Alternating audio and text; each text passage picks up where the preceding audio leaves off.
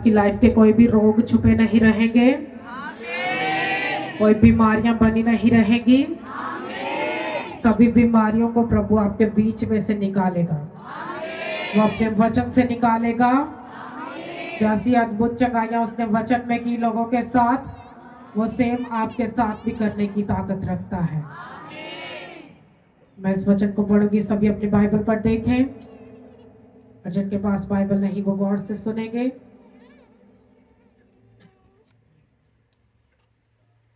Bible कहती है, और वो यरीहो में आए, और जब वो और उसके शागिर्द और एक बड़ी भीड़ यरीहो से निकलती थी, तो तमाई का बेटा बरतमाई अंधा फकीर राह के किनारे बैठा हुआ था। और ये सुनकर कि यीशु नासरी है, चिल्ला चिल्ला कर कहने लगा, आए इब्ने दाऊद, आए यीशु, मुझ पर रहम कर। और बहुतों ने उसे डांटा कि चुप रहे, मगर वो और भी ज्यादा चिल्लाया कि आए इब्ने दाऊद, मुझ पर रहम कर। यीशु ने खड़े होकर कहा, उसे बुलाओ। बस उन्होंने उस अंधे को ये कहकर बुलाया कि खातिर जमा रख, उठ, वो तुझे बुलाता है। वो अपना कपड़ा फेंक कर उछल पड़ा और यीशु के पास आया। यीशु ने उससे कहा, तू क्या चाहता है कि मैं तेरे लिए करूं? अंधे ने उससे कहा, आए रब्बूनी, ये कि मैं बीना हो जाऊं। यीशु ने उससे कहा, जा, तेरे ईमान ने तुझे अच्छा कर दिया। वो फिलफौर बीना हो गया और राह में उसके पीछे हो लिया। सब जोर से बोलो हालेलुया, जोर से चिल्लाओ हालेलुया। बाइबल कहती है कि वो अंधा फकीर, जो कि किसी गैर कौम में से नहीं था, बल्कि अपनी ही कौम का एक आदमी था, जो कि जन्म से क्या था, अंधा था। और बाइबल कहती है कि उसके पास अगर मसीह का प्रचार नहीं पहुंचा था, तो जब उसने सुन ही लिया कि यहाँ से एक चंगा करने वाला गुजरने वाला है, तो वो चिल्लाने लगा अपनी चंगाई के लिए, अपनी हीलिंग के लिए पुकारने लगा खुदावन को, क्या है खुदावन, मुझे चंगा कर, मुझ पर रहम कर। बाइबल कहती है कि उसने अपनी बीमारी का बहाना नहीं किया। ऐसा नहीं कहा कि मैं तो बेचारा हूं और खुदा जब गुजर ही रहा है तो आप ही मुझे छू के चंगा कर देगा, क्योंकि वो तो कोड़ियों को आप ही छू के चंगा कर देता है। उसको तो आदत है लोगों के पास जाकर छू के चंगा करने की। लेकिन बाइबल कहती है कि उसने अपने केस को बहुत अच्छे तरह से एक बीती बात समझा। एक समा गुजर गया था कि कभी देख नहीं पाया था। रोज रोज यीशु मसीह के बड़े बड़े काम सुनता होगा, लेकिन देखना भी चाहता होगा कि मैं देखूं तो सही कि प्रभु कैसे लोगों को चंगा करता है। और बाइबल कहती जब प्रभु यीशु मसीह वहां से गुजरे तो चिल्लाने लगा कि प्रभु मुझे चंगा कर।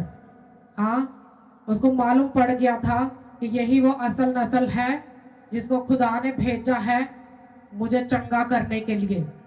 और चिल्लाने लगा कि हे दाऊद की संतान, मुझ पर रहम कर और मुझे चंगा कर। हालेलुया। ऐसा नहीं था कि प्रभु यीशु मसीह को ये बात मालूम नहीं थी कि मैं किसके वंश में से हूं या किसकी औलाद हूं, धरती पे मुझे क्या बोलेंगे। मालूम था प्रभु यीशु मसीह को कि वो दाऊद की नस्ल में से पैदा हुए। लेकिन बाइबल कहती कि उसने अपनी चंगाई के लिए प्रभु को पुकारा।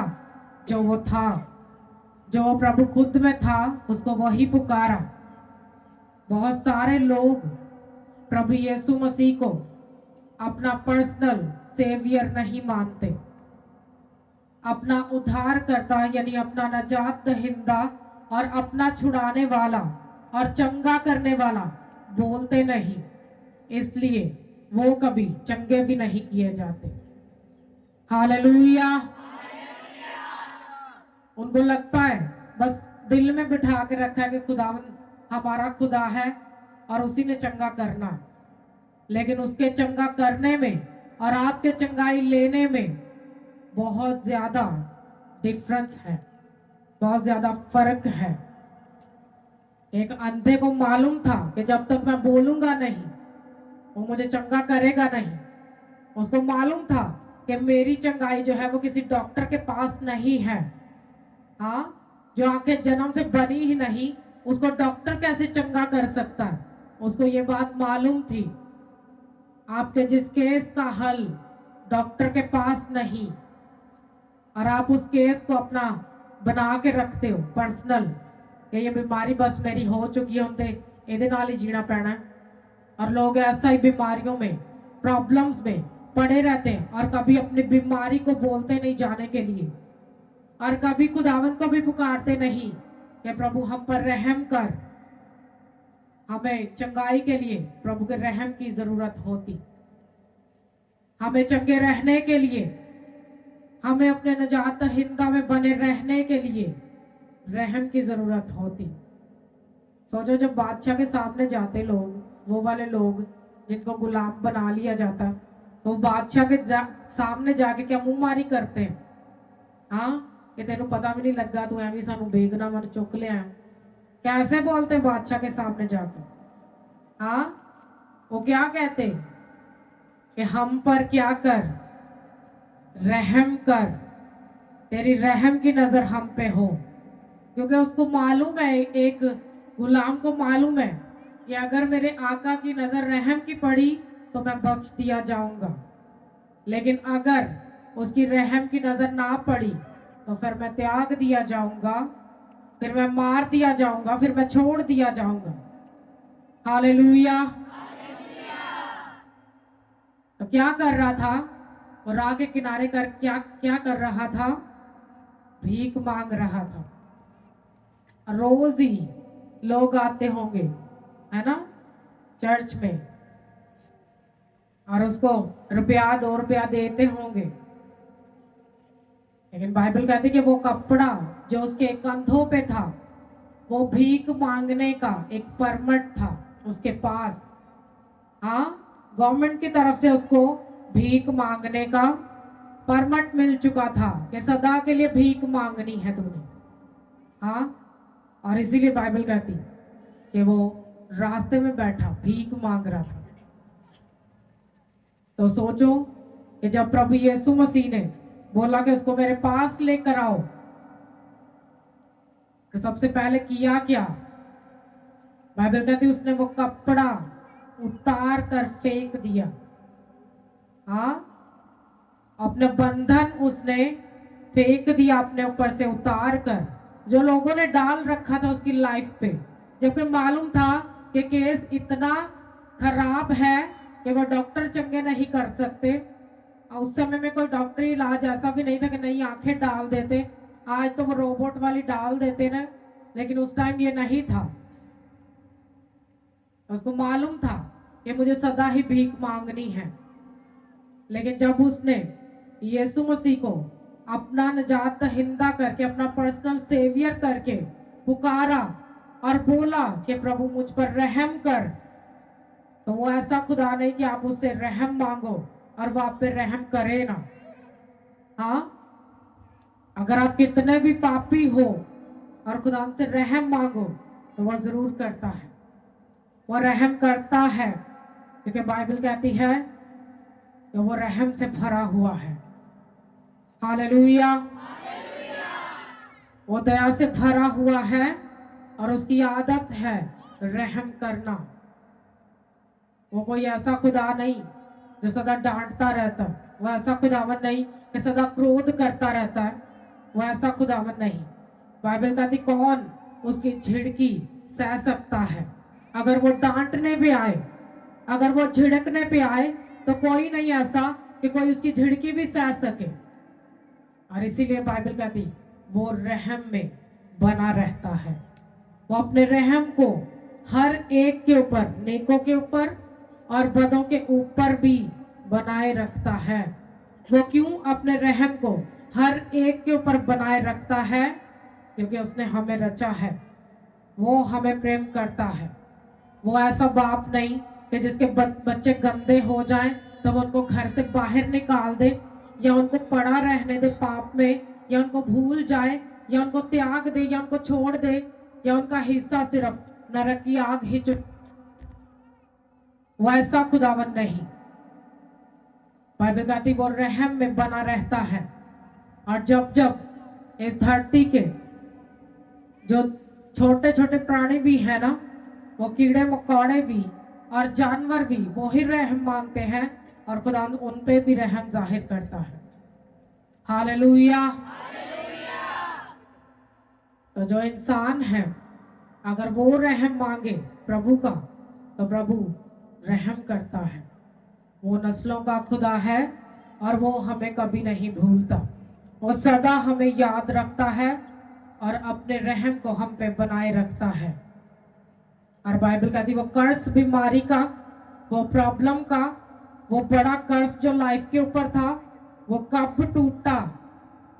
उस अंधे के ऊपर से, जब उसने अपना बंधन जो था, जो सोसाइटी ने डाला था बंधन, हाँ, वो उतार के फेंक दिया और विश्वास कर लिया कि आज तो हीलिंग पक्की है, या आज तो मेरी चंगाई पक्की है, आज तो चंगा होने के लिए ही प्रभु यहाँ पे करने के लिए ही यहाँ पे आया है।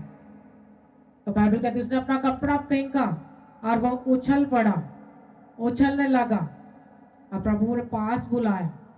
हाँ, क्या कहा प्रभु ने उसको? यीशु ने उससे कहा कि तू क्या चाहता है मैं तेरे लिए करूं। हो सकता था प्रभु ने ये बात उसका फेथ परखने के लिए बोली। हाँ, क्योंकि समटाइम लोगों के अंग नहीं ना होते तो वो फेथ नहीं करते। उनको लगता कि हमारी तो आंखें नहीं है, तो ये कैसे प्रभु करेगा। हाँ, एक अंधे की आंखें प्रभु ने, हाँ, धूप फेंक के मिट्टी में मिट्टी सान के आंखों पे लगा के उसकी आंखें खोली। हाँ, तो ये कैसी हीलिंग थी। लोगों को लग रहा था कि प्रभु हरे खबड़ा के लाण के विच। हाँ, लेकिन बाइबल कहती कि प्रभु यीशु मसीह ने मिट्टी उसकी आंखों पे लगा दी, उसको जाके बोला कि जाके श्लोक में धो ले।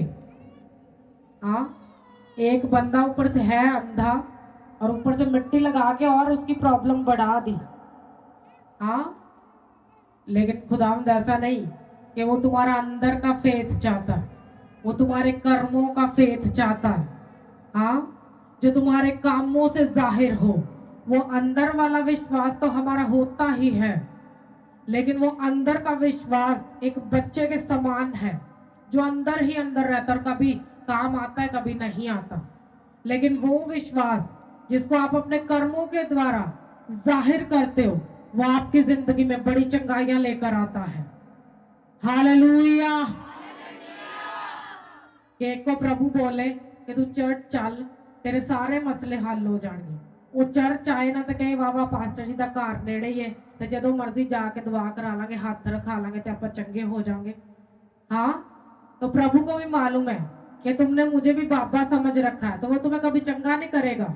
ये जो बार बार आने की आदत है ना आपकी, कोई चंगाई नहीं होती। मैं आज आपको खुल के बता रही, चाहे 20 बार आओ मुझसे हाथ रखाने, आप चंगे नहीं होगे। वो गंदी आदतें कभी छोड़कर नहीं जाएंगी जब आपका मन का विश्वास आपके कर्मों से जाहिर नहीं होगा। वो अंधे भिखारी का मन का विश्वास उसके कामों से दिखने लगा। हाँ, और उसने वो बंधन तोड़ दिए अपनी लाइफ से। तो मालूम पड़ गया कि आज से मैं भी एक भिखारी नहीं रहने वाला। जब प्रभु आंखें दे देगा तो कोई बेस्ट बिजनेस भी करने लगेंगे। हालेलुया, जोर से चिल्लाओ हालेलुया। लेकिन अगर अज के विश्वासियों की प्रभु टुटियां लत्तां भी जोड़ देना तो उन्हें फिर भी कहना कि मंग मुंग के गुजारा कर लांगे। वो कभी नहीं कहेगा कि प्रभु एड्डी वड्डी चंगाई की, हुण कोई सफर करके कोई प्रचार कर लिया प्रभु का। हाँ, कोई मिलो जाके लोगों को, दुखियों को, बीमारों को चर्च के बारे में बताएं, कोई अपना बिजनेस खोले, कोई बांटे लोगों को, और फिर भी राशन लाइन कितने भी चला जाएगा। हाँ, लेकिन बाइबल के खुदा को समझो कि उसका चंगा करने का तरीका क्या है। वो कैसे चंगा करता है। वो हाथ पे हाथ धरे, हमें कभी चंगा नहीं करता, या वो ऐसे चंगा नहीं करता कि बस ऑयल मीटिंग वाले दिन चर्च आए, बाकी सारा महीना हम इधर उधर के फंक्शन अटेंड करते रहे, या सर्दी गर्मी में हम जूझते रहे। ऐसा खुदावन नहीं। बाइबल कहती वो न्याय करने वाला खुदावन है। हालेलुया। और वह किसी का भी तरफदार नहीं होता, वो उनका भी नहीं होता जो रेगुलर चर्च में आते। अगर उनका भी विश्वास उनके कर्मों से दिखा नहीं, वो अपने कामों में अपनी सेवा में अच्छे नहीं दिखे, हाँ, तो फिर वो भी त्याग दिए जाते, वो भी हीलिंग डिले में रह जाती, वो भी चंगाइयां डिले में रह जाती। और कई लोग वर्शिप में इतना जोर लगाते, इतना बल लगाते कि प्रभु आज ते चंगाई चाहिए। और मैं आपको बता दूं कि वो चंगाई वर्शिप में नहीं मिलेगी जो आप केस लिख के लेकर आए हो। हाँ, वो केस तो तुम्हारे कर्मों से प्रभु चंगा करेगा। अगर तुमने उसके हुजूर में आके कोई उसकी तारीफ ही खुल के नहीं की, कोई वर्शिप भी खुल के नहीं की, तो उसको कैसे पता चले कि तुम मांग उसी से रहे हो। हाँ, खुदा को मालूम है, वो हमारे हृदय की हर एक बात को समझता है, और वो समझ में बना रहने वाला खुदावंत है, और वो समझ से ही सब कामों को हमारे ऊपर जाहिर करता है। कोई भी चंगाई ऐसे नहीं कर देता कि हम भीख मांग रहे चंगाई की तो प्रभु कर देता। ऐसी बड़ी बड़ी हीलिंग लोगों की लाइफ में मैंने होते देखी। जब उनका केस हल नहीं हो रहा था तो मैंने प्रभु से यही बात कही कि प्रभु तू रहम से भरा हुआ खुदावंत है, इन पर रहम कर और इनको दिखा कि तू कितना धर्मी है, तू पापियों पे भी रहम करता है। और उनके केस हल हो जाने, जब बड़े बड़े केस हल होने तो लोगों ने गवाही देने भी नहीं आना। हाँ, फिर उसके बाद क्या होता है, 6 महीने बाद शैतान उससे भी बड़ा अटैक करता बीमारी का, उससे भी बड़ा अटैक करता वो कमजोरी का। आज चर्च में लोगों को चंगाई मिल जाए, पीछे बैठे उनको लगता है कि बस मेरी सी मैनू मिल गई। हाँ, खुदावन कोई मदारी थोड़ी कि नच रहा सी ते जिदा जिदा जो सी उन्होंने लुटा रहा सी उन्होंने मिल गया, है ना। ऐसा नहीं है। वो चंगाई अपने नाम को ऊंचा करने के लिए आपको देता है, और जब आप अपनी चंगाई को उसके कामों के लिए लोगों में चर्चा करने का कारण बनते हो, आपकी चंगाइयां, आपकी हीलिंग बनी रहती है। आमीन। वो बीमारियां फिर कभी अटैक नहीं करती जो खुदा के नाम की महिमा का कारण बनती है। जिन गवाहियों से खुदा को बड़ा जलाल जाता है, कुछ लोगों को गवाही मिलती वो छुपा के रखते। हाँ, वो कहते अगली आएगी तो फिर दवांगे। मैं कहती हूँ अगली आने तक पहले भी नाश हो जाएगी। हाँ, तुम्हें तरीका नहीं प्रभु की महिमा करने का अपनी लाइफ से, वो तरीका सीख लो कि जब आप एक गवाही का धन्यवाद करते हो चर्च में आके और लोगों में उसका प्रचार करते हो कि प्रभु ने कैसे बड़े काम आपकी लाइफ में किए, प्रभु आपकी नेक्स्ट टेस्टिमनी उससे भी ज्यादा स्ट्रॉन्ग वाली देता है, उससे भी बड़ी खड़ी करके देता है। लेकिन अगर आपका विश्वास परखा जाए और आप उसमें कम निकलो तो पहले फल भी नाश हो जाते। वो नाश भी किसी वो वाले फल भी किसी कारण नहीं रहते, किसी काम के नहीं रहते, और फिर लोगों का हाल पहले से भी ज्यादा बुरा हो जाता। फिर वो क्या करते, डॉक्टर्स के ऊपर भरोसा करने लगते, और जिस बीमारी का हल डॉक्टर के पास नहीं, वो शैतान जो किसी स्कैनिंग में नहीं आता, वो मेडिसिन से जाएगा भी नहीं। हालेलुया। वो किसी दवाई से भी नहीं जाएगा, वो जाएगा तो सिर्फ अपना मन फिराने से जाएगा। वो बीमारी जाएगी तो प्रभु में सेवा करने से जाएगी, वो बीमारी जाएगी तो प्रभु को धन्य कहने से जाएगी। जोर से चिल्लाओ हालेलुया, जोर से चिल्लाओ हालेलुया। मेरी आपको सलाह है कि सुबह 9 बजे रेडी होकर चर्च के गेट पे खड़े होकर कभी ऑब्जर्व किया करो अपने चर्च आने को, ऑब्जर्व किया करो कि शैतानी लोग बड़े तैयार श्यार होके, हाँ, पूरे टाइम से पहुंच रहे होते दरबारों पे, और मसीही लोग हाल 11 बजे तक नाश्ता ही चल रहा होता। मैं कहनी भूखे रह जाया करो, एक दिन फास्टिंग किया करो और टाइम से चर्च में पहुंचा करो, ताकि शैतान भी देख के ये जले और वो नाश हो कि आप प्रभु में पहले हो।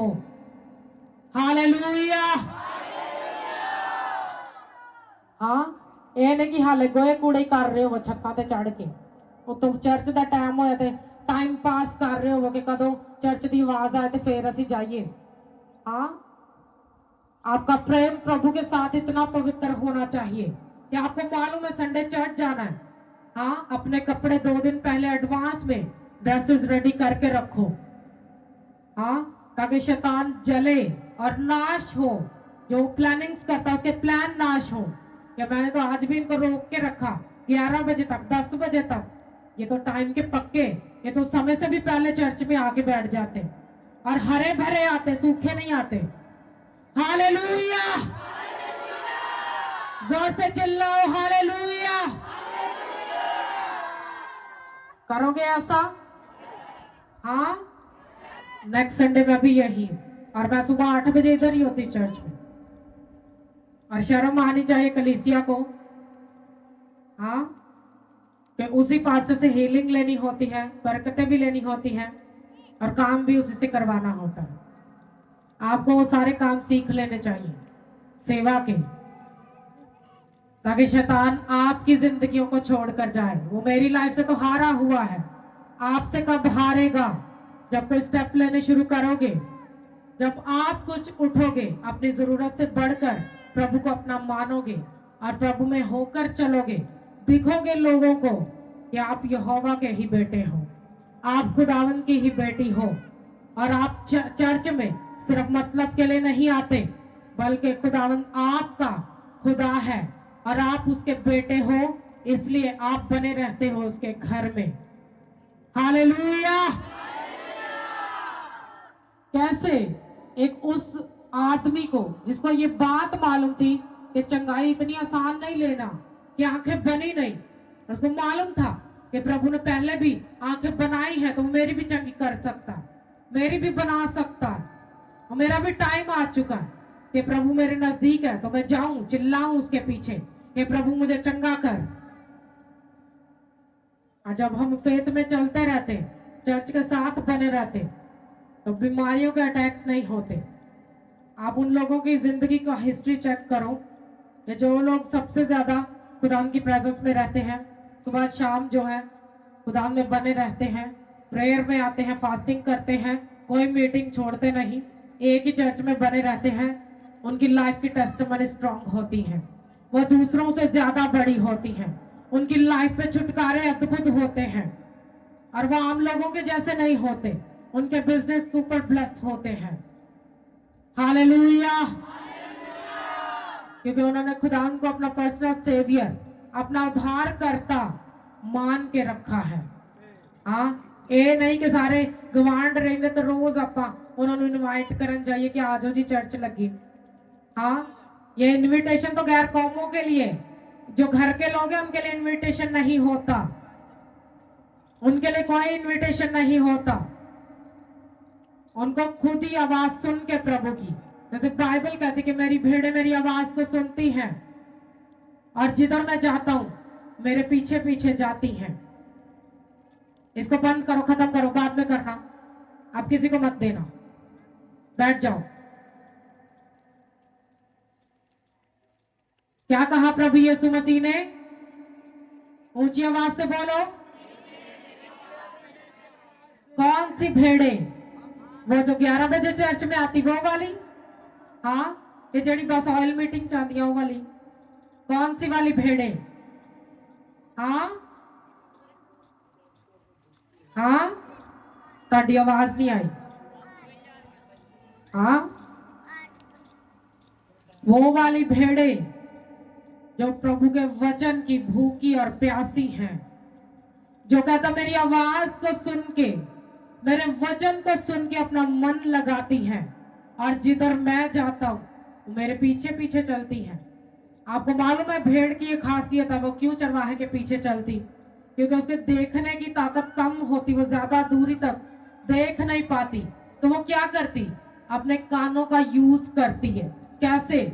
कि चरवाहे की आवाज को फॉलो करती है। जिधर चरवाहा बोलता जाता है, और चरवाहा भी भेड़ों के आगे चलता है, चरवाहा पीछे नहीं चलता। वो बकरियां होती जिनका चरवाहा पीछे चलता। हाँ, भेड़ों का चरवाहा आगे चलता है, क्योंकि उन्होंने उसकी आवाज को फॉलो करके उसके पीछे जाना होता है। ऐसा ही है। तो फिर आप कौन सी भेड़ हो कि चरवाहा आगे और भेड़ का मुंह पीछे? हाँ, या भेड़ लेफ्ट राइट? भेड़ जो है वो मी आंधी देखती रहती, हाँ, या बत्ती का ही वेट करती रहती। आप वो वाली भेड़ नहीं होने चाहिए। आप प्रभु यीशु मसीह की भेड़ हो, और आप एक एक्टिव भेड़ होने चाहिए।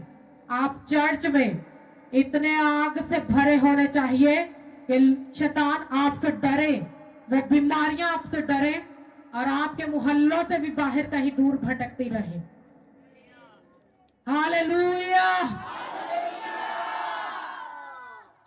लेकिन हम वो वाली भेड़ है नहीं, इसलिए बीमारियां हमारी जनरेशन में रहती, वो बनी रहती जनरेशन टू जनरेशन।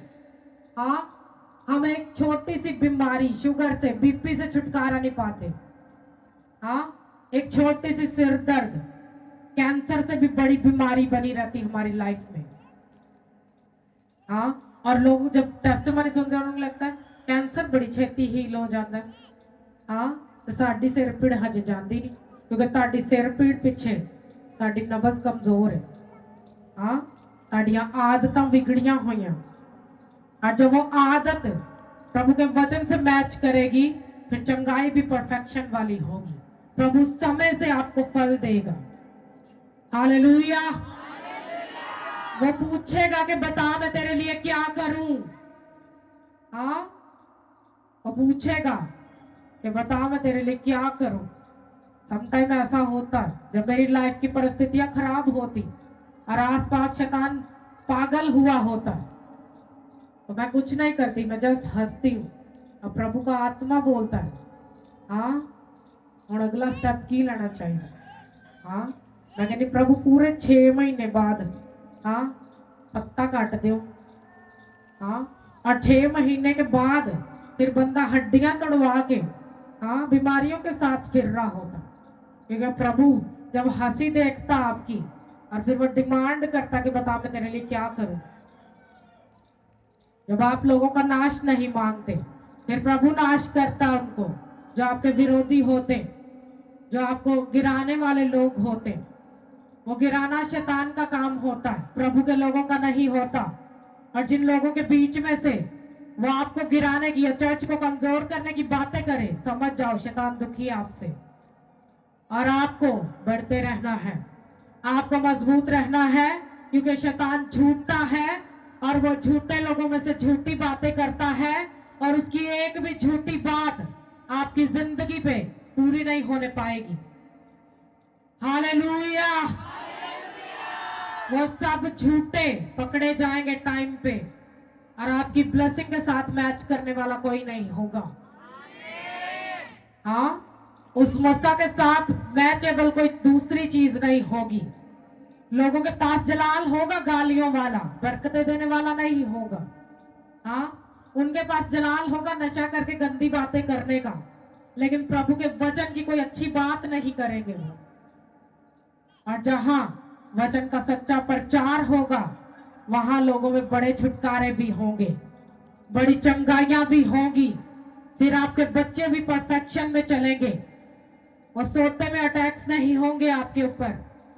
और रात को सोते समय फिर मसीहियों की बरकतें शैतान नहीं चुराएगा। आप रात को सोगे, और बाइबल कहती तेरी नींद मीठी होगी, कोई बुरी वस्तु से तुझे कोई हानि नहीं होगी। वो कहता मैं तेरे कोई नाश करने वाली चीज तुझ में रहने नहीं दूंगा।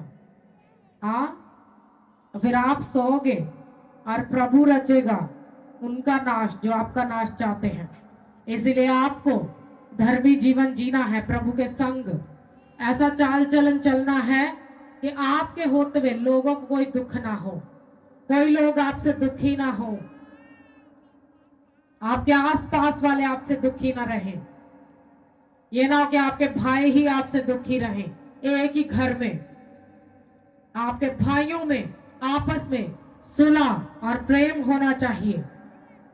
ऐसा ना हो कि सारे मोहल्ले को पता हो गया प्रामादी तो बांटती नहीं आपस। हाँ, फिर आप प्रभु की भेड़ नहीं होते और शैतान आप पे खुले में अटैक करता है।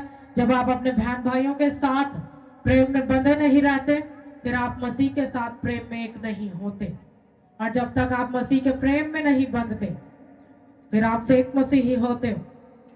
आप प्रभु यीशु मसीह की दुल्हन नहीं होते। सोचो कि एक दुल्हन को रिश्ते से इनकार हो जाए तो ये इसके लिए क्या इज्जत का कारण होगा? बताओ कि कैसी बेइज्जती फील होगी। उसको पर्सनल ये फील होता रहेगा कि मैं एड्डी पैडी हूं। हाँ, तो ऐसा ही होता है कि जब कलीसिया का मन प्रभु की ओर नहीं होता तो वो भी छोड़ी हुई त्यागी हुई के समान होती।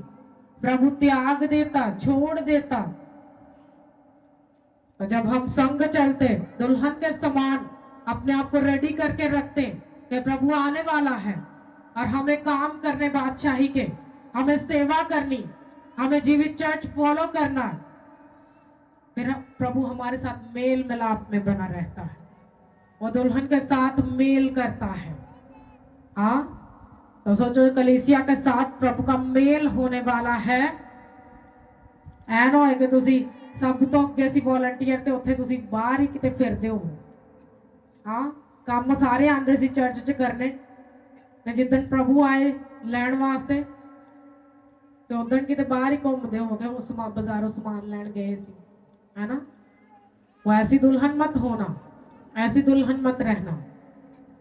इसीलिए चर्च को हर एक काम करने वाले को भी ये गाइड किया जाता है कि तुम्हारे सारे काम मीटिंग से पहले फिनिश होने चाहिए।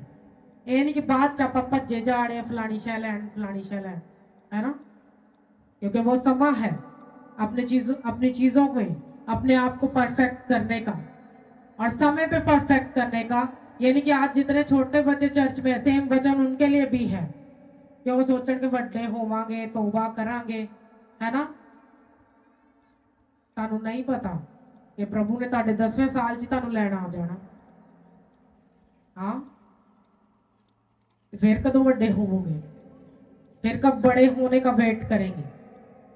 क्योंकि प्रभु के आने का तो समय कोई डिसाइड नहीं, सिवाय बाप के वो कोई नहीं जानता और उसको अपने समय पे ही आना हमें लेने के लिए।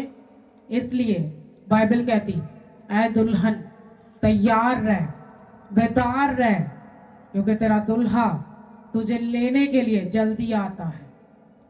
वो जल्दी आता है। आपको समझना उसकी जल्दी को और तैयार रहना है और बने रहना और शैतान के ऊपर और इस धरती के पाप के ऊपर फतेह पा के जीना है और अपनी लाइफ के वो बंधन तोड़ डालने हैं। वो चंगाइयां जो नहीं हुई उन बंधनों को अपनी लाइफ से तोड़ दो। आज से बीमारी का बहाना करना छोड़ दो। उस अंधे भिखारी की जिसकी आंखें भी नहीं थी, इतना बड़ा विश्वास प्रभु के सामने कि प्रभु ने पूछा कि मैं तेरे लिए क्या करूं, और प्रभु ने बोला जा, तेरी मां ने तुझे अच्छा कर दिया। और वो बीना हो गया, वो देखने लगा। और ये टेस्टिमनी जब लोगों ने देखी होगी, कैसी बड़ी महिमा प्रभु की हुई होगी। बड़ी भीड़ बाइबल कहती है यरीहो से आई थी। वो प्रभु के बड़े कामों को देखने के लिए, अपनी लाइफ में पूरा लेने के लिए आई थी। क्या आप आए हो प्रभु के बड़े कामों को देखने के लिए? तो बने रहो विश्वास से, क्योंकि आज वो आपके वो कामों को बनाएगा जो आपको लगता है कि पता नहीं आज भी बनेंगे कि नहीं, इस सॉइल मीटिंग पे भी बनेंगे कि नहीं। वो बनेंगे। आपकी गवाही का टाइम आ चुका है। हालेलुया। आपकी लाइफ की बड़ी गवाहियों का टाइम आ चुका है। क्या आप फेथ करते हो इस बात पे? तो क्या आपको बने रहना प्रभु का बेटा और प्रभु की बेटी बनकर प्रभु के घर में? क्या आप हो उसके बेटे? उसको पता चलना चाहिए। हाँ, अगर आज गल कलीसिया ਨੂੰ ਕਹੀਏ ਕਿ ਤੁਸੀਂ ਪ੍ਰਭੂ ਦੇ ਹੋ, ਕਹਿੰਦੇ ਨਹੀਂ ਤੇ ਅਸੀਂ ਆਪਣੇ ਅੱਬੇ ਦੇ ਨਹੀਂਗੇ, प्रभु ਦੇ कित्थों होना, है ना। अपनी आदतों को प्रभु के वचन के अधीन करें, अपने माँ बाप के फरमाबरदार रहें। इस धरती पे जब आप अपने माँ बाप के फरमाबरदार रहे तो फिर आप अपने प्रभु के भी फरमाबरदार रहोगे, वफादार रहोगे। लेकिन ये नहीं कि माँ बाप की फरमाबरदारी करते रहिए तो चर्च आइए ही ना, अब्बा गए नहीं तो काम ते चल, हाँ उथे नहीं वफादारी करनी, उथे अब्बे नूं कहना तू मेरे नाल पहले चर्च चल फिर आप काम ते चलांगे। हाँ, वो अब्बा वो वाला दुनियादारी वाला नहीं होना चाहिए, वो अब्बा भी प्रभु वाला होना चाहिए कि उसको मालूम हो कि काम से छुट्टी करके प्रभु में वक्त बिताना है, चर्च जाना है। हमने खड़े नहीं रहना, नहीं वेंदे रहना या लागे ही चर्च चले जाने। मैं पिछले दिन एक सिस्टर से मिली, वो कहती बात जी मैं तुहानू की दसा, मेरे लागे चर्च मैं उत्थे भी नहीं जा पाती। हाँ, उस लागे चर्च का भी कोई फायदा नहीं जब तुम्हारे हृदय में प्रभु नहीं। जब हृदय में मन में प्रभु है आप दौड़े आओगे, आप उसको ढूंढते हुए आओगे और अपना मन फिरा के आओगे और रोज रोज अपनी प्रॉब्लम का ही बहाना नहीं करते रहोगे। अगर मैंने अपनी लाइफ को दावन को दी तो मेरी जिंदगी के जितने दिन चर्च के हैं वो और कभी किसी को नहीं जाते, कभी किसी काम को किसी चीज को नहीं जाते। वो अगर प्रभु को दे दिए गए तो बने रहते। हालेलुया। अपने हाथों को उठाओ ऊंचा, अपने मुंह को खोलो और खुदा से बोलो कि प्रभु मैं अपने मन के विश्वास को अपने कर्मों से तेरी हजूरी में जाहिर कर पाऊं।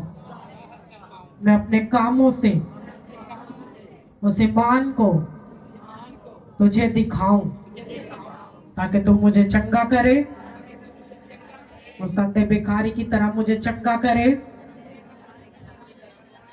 और सब रोगों को मेरी जिंदगी से निकाले, सब बीमारियों से मुझे चंगा करे, सब बीमारियों से मुझे रिहा करे। उससे बोलो खुदा मुझ पे रहम कर, आए खुदावंद मुझ पे रहम कर, प्रभु मुझ पे रहम कर, क्योंकि तू रहम करने वाला खुदा है और अपनी मेहरबानियों को कभी भी छुपा कर नहीं रखता, सदा ही अपने वचन से जाहिर करता है। मैंने सुन लिया है, जान लिया है और अपने मन में विश्वास कर लिया है कि मैं तुझ में बना, तुझ में बनी रहूंगी, मैं तेरा बेटा और तेरी बेटी बन के रहूंगी। मैं अपने कामों से तेरा बेटा बना रहूंगा, मैं अपने कर्मों से तेरी बेटी बनी रहूंगी। मेरे काम ये जाहिर करेंगे कि मैं तेरा ही बेटा और तेरी ही बेटी हूं और लोग ये देखेंगे और आसमान के खुदा के आगे झुकेंगे और अपना मन खोलेंगे। वो प्रभु के पास आएंगे, मन फिराएंगे जैसा मैंने फिरा लिया और मैं पीछे नहीं हटूंगा, मैं पीछे नहीं हटूंगी, मैं सदा आगे ही चलती रहूंगी। प्रभु यीशु के नाम में